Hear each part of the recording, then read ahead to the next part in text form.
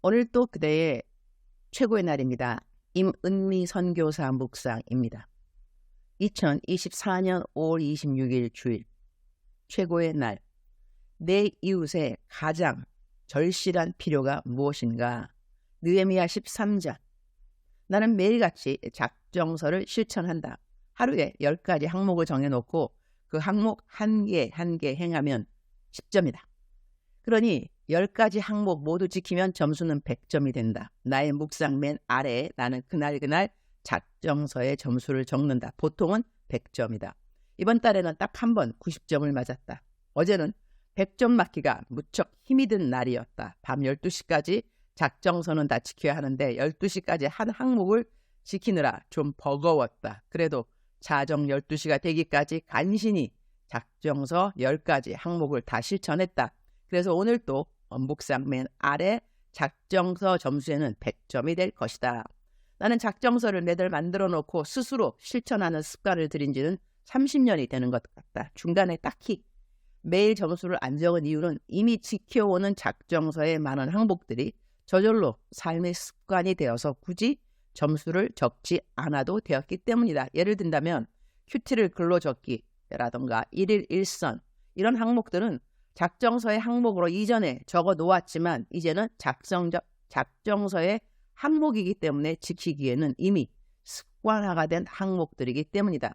나는 내 멘티들과 함께 이러한 작정서를 실행하면서 서로에게 도전과 격려가 되도록 했는데 내 멘티들도 거의 모두 매일 100점 작정서 점수를 받는다. 그래서 매달 시상식에는 공동 1등이 3명씩, 4명씩 되기도 한다. 즉슨 한 달 내내 매일 100점 작정서 점수를 받았다는 것이다. 나는 멘토인지라 더더욱 본보기의 삶을 살아야 하기 때문에 작정서를 열심히 하기도 한다. 나는 다른 멘티들 1등부터 3등까지 모두 상금을 주고 3등 순위에 못 들어온 멘티들은 작정서를 지키려고 노력한 그 자체만으로도 장려상, 상금을 준다. 나는 1등 한다 해도 내가 상을 주는 사람인지라 상금은 내가 안 챙기는 편이다. 그래서 내 멘티들이 나를 위로해 준다. 멘토님은 특등이세요 라고 말이다.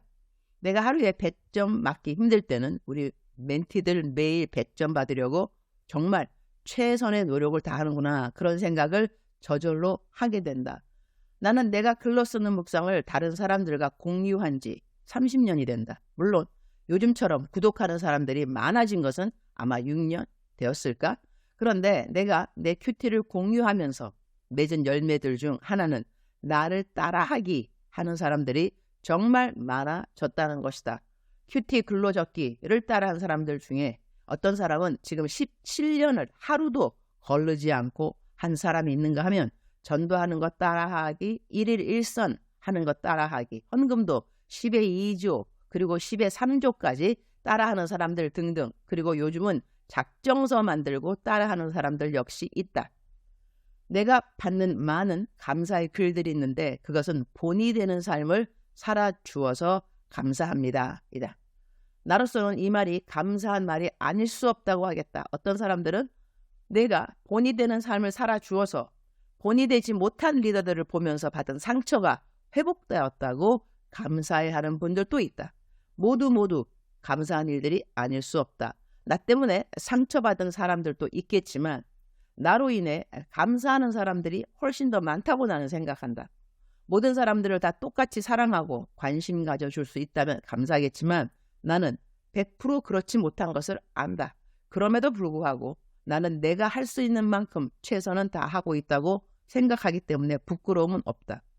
어제는 작정서 항목들을 다 지키는 일에 힘이 조금 버거웠지만 덕분에 매일 작정서를 열심히 지켜 행하는 내 모든 멘티들에게 고마운 마음이 다른 날보다 더 찐하게 들어서 감사한 날이라고 하겠다. 묵상입니다. 묵상.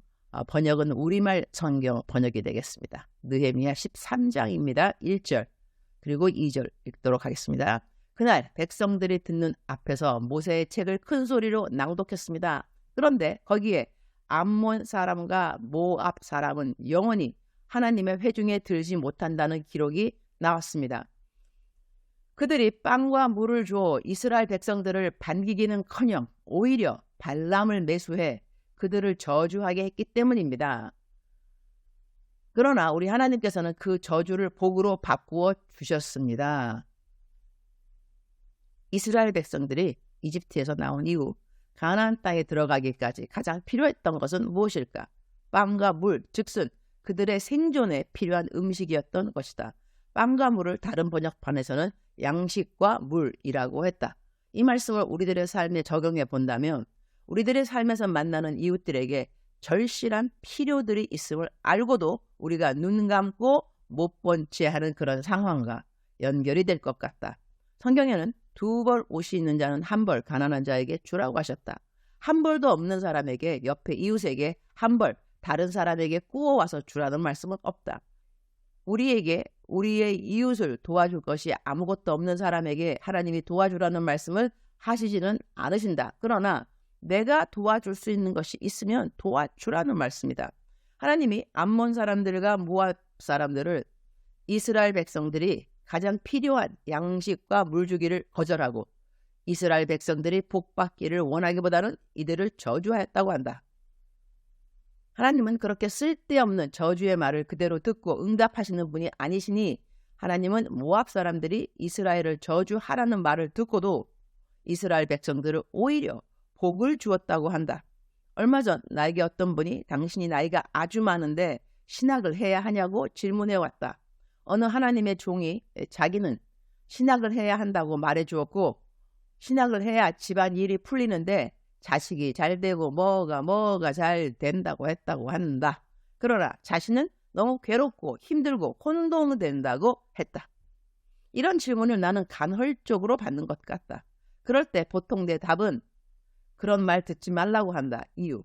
내가 신학을 가야 집안일이 잘 풀린다는 말, 그런 말 성경에 있는가? 그런 말들은 무당한테 신이 내릴 때 그 신 내리는 걸 받지 않으면 집에 저주가 임하니 꼭 무당이 되라고 할 때 쓰는 말들이다. 하나님이 하나님의 종을 부를 때 무당 부르는 방법으로 부른다고 생각하는가? 하나님의 종이 되는 기본 부르심은 잃어버린 영혼들에 대한 간절함이다. 영혼의 구원에 대한 간절함 전혀 없는 사람을 하나님이 하나님의 종으로 부르셔서 어디에 사용하시겠는가?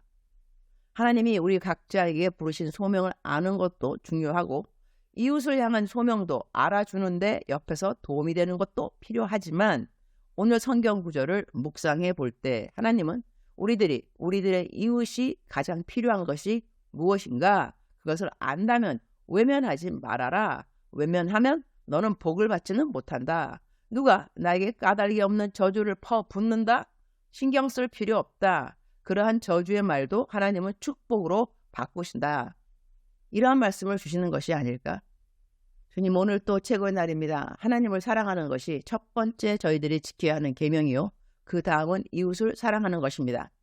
우리 이웃의 가장 절실한 필요는 첫 번째는 구원입니다. 이 땅의 모든 것을 다 가져도 구원을 갖지 못한다면 그것처럼 비극이 또 있을까요? 구원이 이미 있는 우리들은 우리들의 이웃의 가장 절실한 필요인 구원을 받을 수 있도록 도와주는 일을 잘 감당하도록 도와주옵소서. 우리의 이웃들이 구원 외에 절실한 삶의 필수품에 대한 도움이 필요하거든 우리가 할 수 있는 한 열심히 이웃의 필요를 만나주는 일을 할 수 있도록 또한 도와주옵소서. 오늘은 주일인데 제 사역 스케줄이 아주 화려하네요. 주님.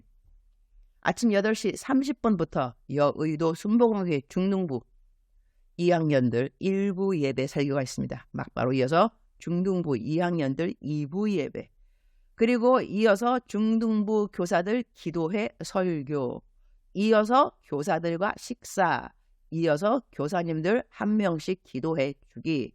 오늘 중등부 예배는 학부모님들과 함께하는 예배라고 하니 아이들도 부모님들도 모두 은혜가 되는 설교를 잘 하도록 도와주옵소서.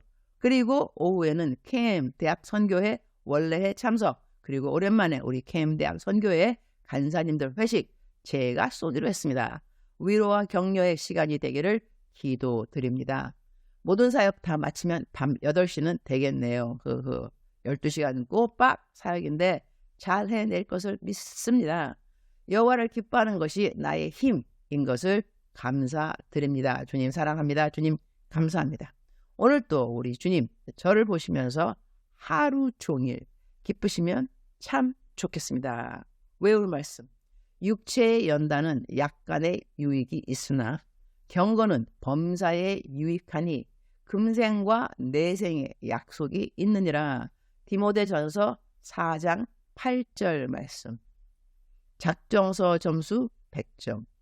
사랑하는 그대여, 사랑하는 그대여, 출석 부르고 있습니다. 대답하셔야죠.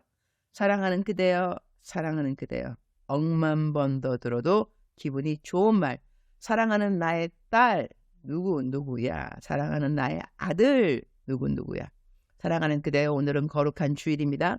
주님의 임재함이 함께하는 공예배, 모든 예배들 들어가셔야 하는 예배들 잘 들어가시고 마음 다하여